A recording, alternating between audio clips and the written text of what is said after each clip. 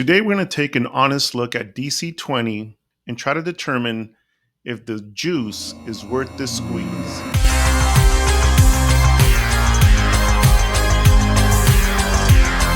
You know, RPG mechanics are like sex. Look away, John. Look away! You can have these different methods of completing the task, but at the end of the day, you need the right partner or partners to have a happy ending. So today what we're going to do is we're going to look at DC-20 and compare it to D&D 5e. What you might begin to notice, especially if you've been running D&D games for quite some time, is that DC-20 is really more like an advanced Pathfinders and Dragons 4th edition. I want to start with the attributes. One of the things that's going to really stand out is that in DC-20, there's only 4 attributes. There's might, agility, charisma, and intelligence, while we know that Dungeons and Dragons has 6 different ones. The other thing that's very interesting about DC-20 is they have this thing called the prime modifier. Now, this prime modifier essentially equalizes every single player when it comes to certain types of skill checks and combat checks. You take any one of those highest attributes, and that is considered your prime modifier, and that's what you use for different types of attacks and spells. Now, I think it's interesting that you can create a barbarian that's intelligent.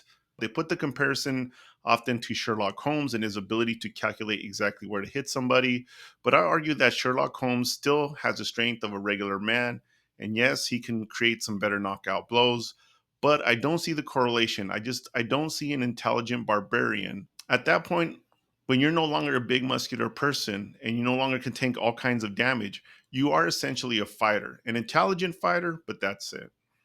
Now, I was a little disappointed when I saw their standard array. They have a 3, a 1, a 0, and a -2.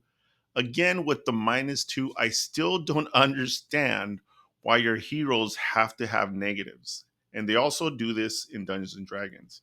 But at least, I guess, in DC-20, you can apply a +2 to any one of those attributes. However, it's a little railroady because, as you can see, at level 1, your maximum attribute points or your maximum attribute bonus is +3. So that +2 can only really be put where the 1 is, the 0 is, or the -2. So I don't know. Let's look at skill checks. As you can see, the list of DC-20 skills versus Dungeons and Dragons 5e is essentially identical. Now, it's interesting that they simplified attributes by making it 4, but you still have the same number of skills. And you notice that in DC-20, they have a mastery level for these different types of skills, which very much resembles Pathfinder.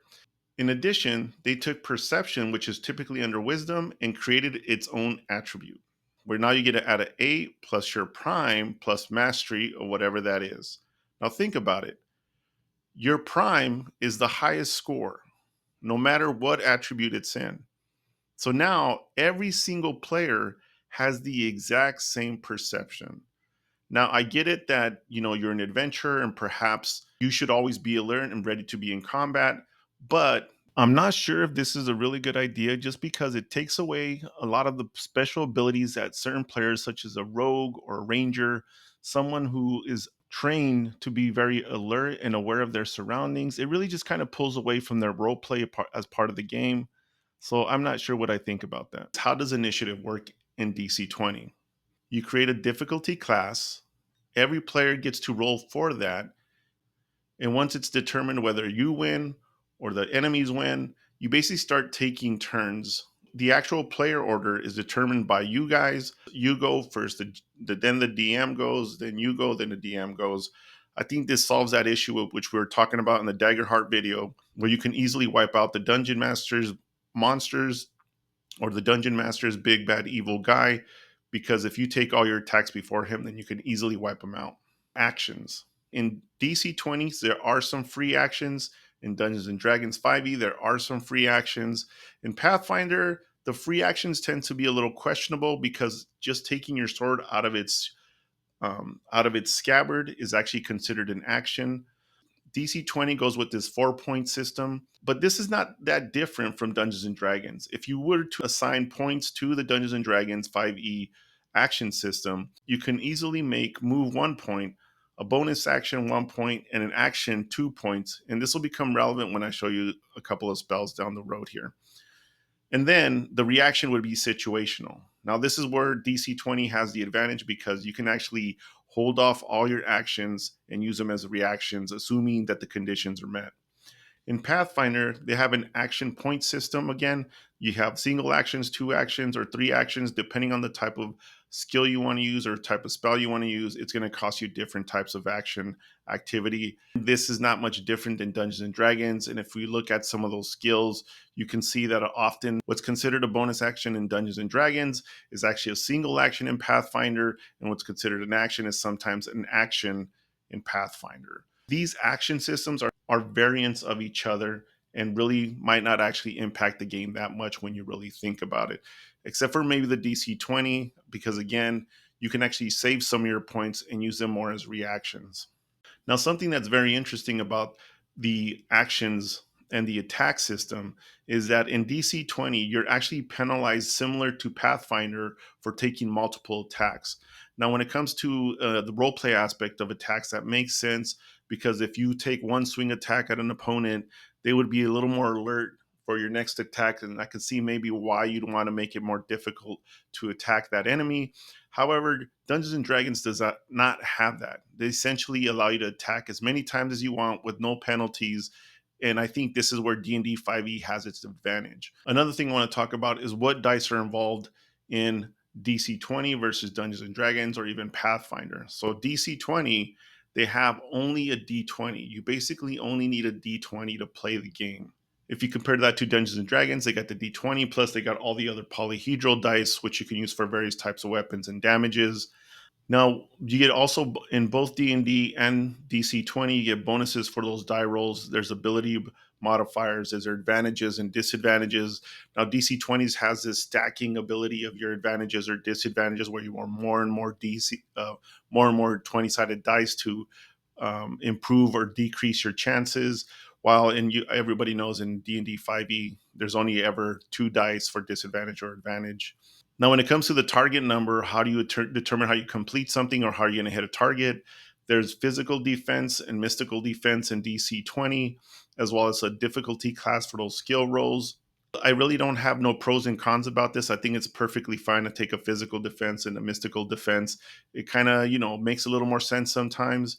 But in addition, what I'll mention too in the armor class system, uh, in DC 20, not only does having armor increase your physical defense, but on top of that, if it's heavy enough armor, you actually have a damage reduction component to that armor as well. I think D&D has the advantage, if you will, here because there's really only one static number. You roll that 120 and you're always only interested in that one number. Now, when it comes to hit points, DC 20 seems to have really tried to simplify the number of hit points you have. If we can look here, we can see you get a 6 plus your level plus your might and possible, hit points you're going to get from your ancestry. While we know in Dungeons and Dragons, you can have anywhere between 6 and 240 hit points, depending on not only the type of class that you are and what level you are.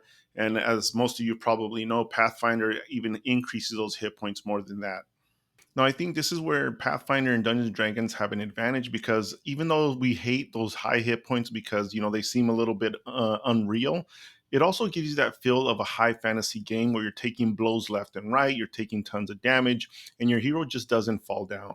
Now, I mentioned the armor system again. DC 20, you can add to your physical defense when you have different types of armor.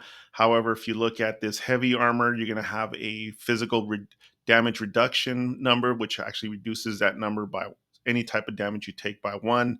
Again, this is just another component that gets added to the armor, really kind of complicating the armor system a little bit more. But I think for strong hardcore gamers such as you and I probably who are watching this video, we actually like these little extra complications. But as you guys probably know, the more components you add to a game, the more it actually slows down the game because you need to start looking at more and more modifiers.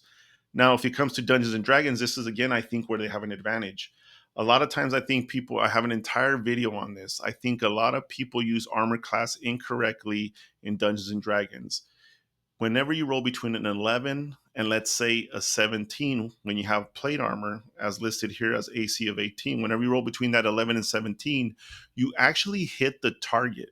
Okay, you hit the enemy, but the armor protects the enemy from getting damage of any kind. So really what people should be doing when they're playing Dungeons and Dragons is say, I rolled a 17, does that cause damage? It should never be, do I hit? That's part of the things I was talking to you guys about role playing your armor class. So again, I think Dungeons and Dragons has the advantage here. It's simplified. There's one target number. But now let's look at some of these weapon damages. Now, I think it's a little weird. We have a dagger here that does 1 point of damage, a short sword that does 2 points of damage, and so on and so forth. So you can look at these numbers. And so basically, they scale down the amount of damage that these weapons do. But let's jump forward, look a little bit down here. Brass knuckles do 2 points of damage, which is essentially is the same thing as a short sword.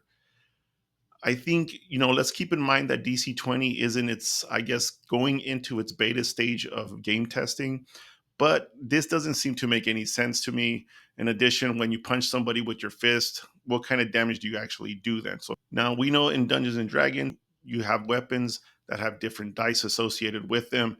In addition, when you crit, you do times two the damage.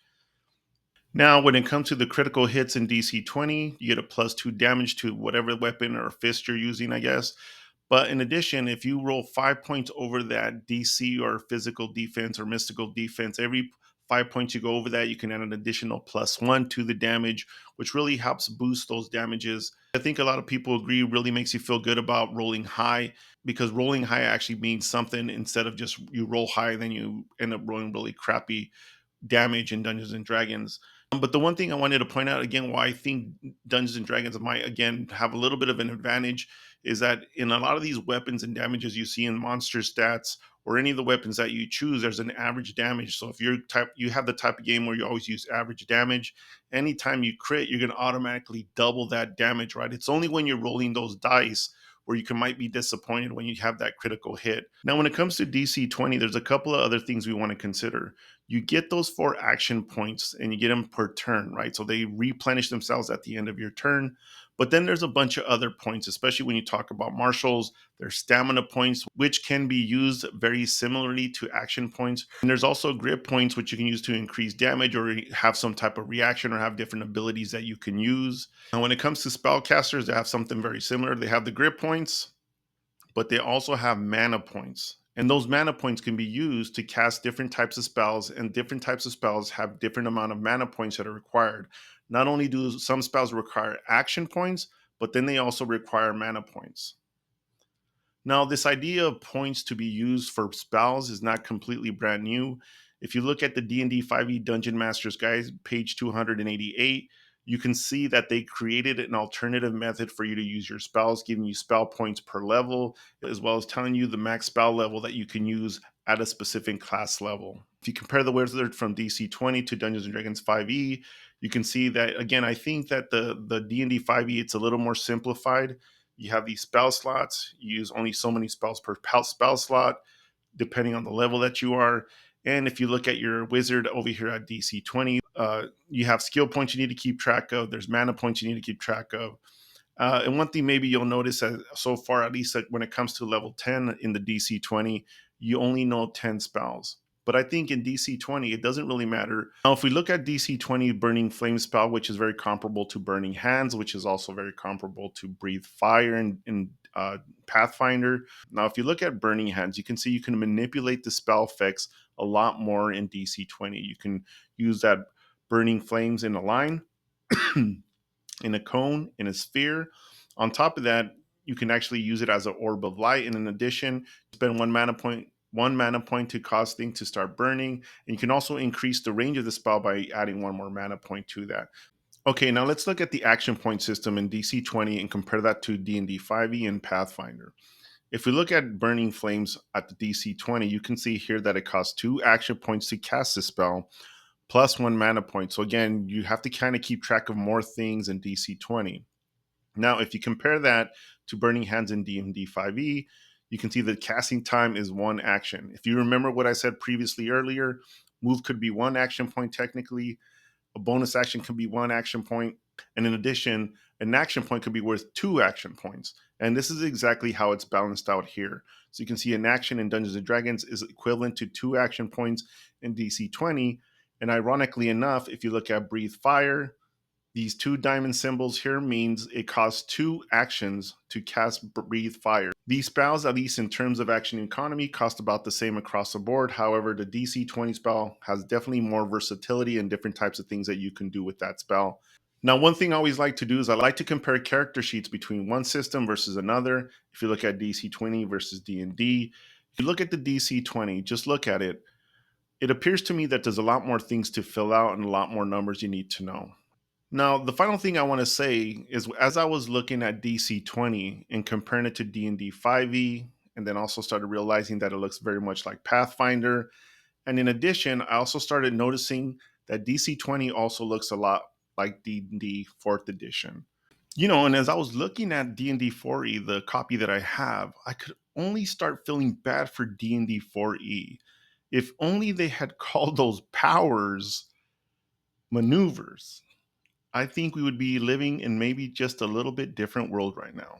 Anyway, one of my brothers out there of the RPG cloth can correct me on this, but I believe one of the designers at Pathfinder also designed D&D 4th edition. So it makes sense.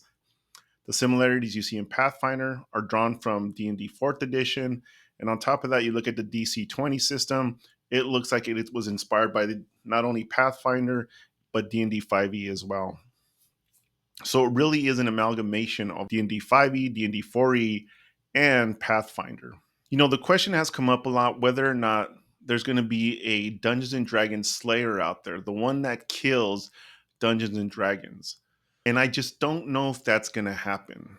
Now, one of the reasons that I think D&D has an advantage over these other RPG systems is that it's simplified, right? Nobody likes this, oh, you have a bonus action and you have an action.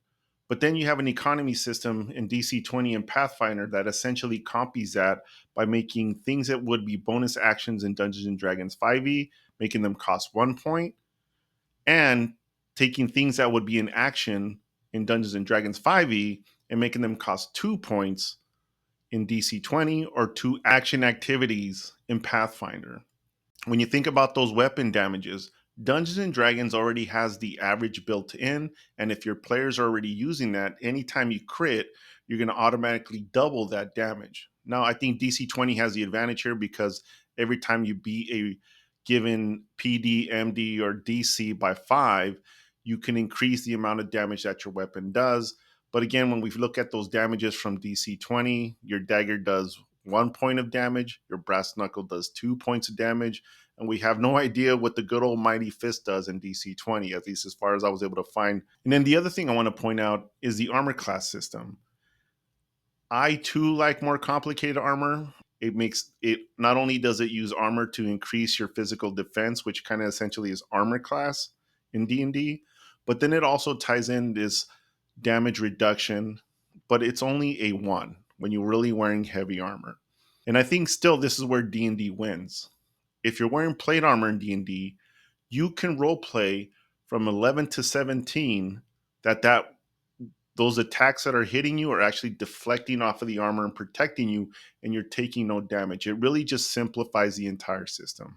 Now, as for me, I decided to back DC 20 because uh, I believe the dungeon coach is an underdog. As many of you probably know, he once was a teacher. He decided to give it all up to become the dungeon coach officially, full time, all the time. And that's something that I pretty much admire. And I think a lot of us out there in the RPG community admire. Now, I still have a little bit of concerns because I'm hoping that DC 20 beta starts including some monsters. If you look at that alpha, I didn't see monsters anywhere. Now they do tell you how to create monsters, but I don't want to do any of the heavy lifting, so I really hope they start putting monsters in there. And as I mentioned in other previous videos, in Dungeons and Dragons, you only need the player's handbook to play the game because in the very back in that appendix, there's enough monsters in there. You can play a game that resembles Game of Thrones. There's zombies back there. All you have to do is look up the white stat and maybe look up one dragon stat. And then essentially you're playing in the Game of Thrones world.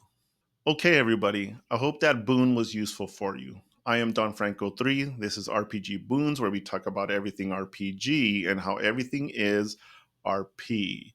If you like the cut of my gibberish, please hit the subscribe button, leave a comment about anything that I talked about, I will get back to you. And until then, see you next time.